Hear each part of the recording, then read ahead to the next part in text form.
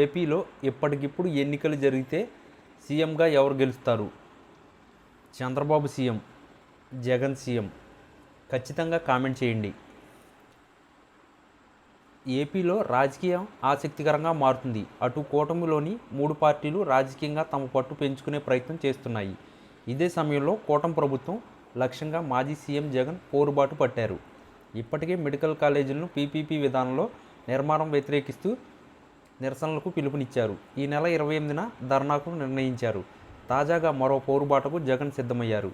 స్వయంగా నిరసన దీక్షకు సమాయత్తం అవుతున్నారు. ఈ మేరకు పార్టీ నేతలకు వెల్లడించారు. అనకాపల్లి జిల్లా నక్కపల్లి మండలం రాజయ్యపేటలో బల్క్ డ్రగ్ పార్కుకు వ్యతిరేకంగా నిరసనలు కొనసాగుతూ ఉన్నాయి. బల్క్ డ్రగ్ పార్క్ వద్ద రాజయ్యపేట మొద్దు అనే నినాదాలతో గత నెల రోజులుగా పైగా పోరాటం చేస్తున్న మత్స్యకారులకు వైసీపీ మద్దతుగా నిలిచింది.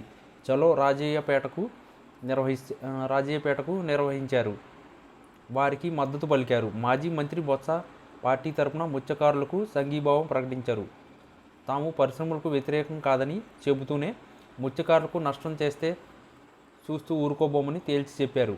వీరికి మద్దతుగా మాజీ సీఎం జగన్ రాజయ్యపేట వస్తారని బొత్స వెల్లడించారు. బాధితులకు జగన్ మద్దతుగా నిలుస్తారని, నిరసనలు నిర్వహిస్తామని స్పష్టం చేశారు.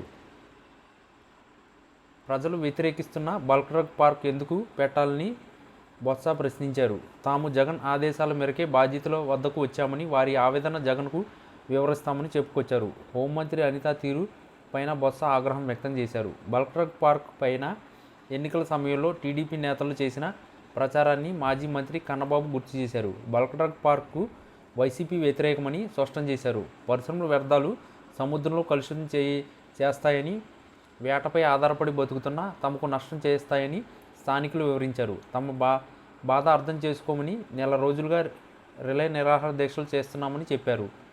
వచ్చే నెల మొదటి వారంలో జగన్ రాజయ్యపేటకు వస్తారని, మద్దతుగా నిలుస్తారని వైసీపీ నేతలు మత్స్యకారులకు హామీ ఇచ్చారు. ఈ వీడియో కనుక మీకు నచ్చినట్లయితే please like, share and subscribe.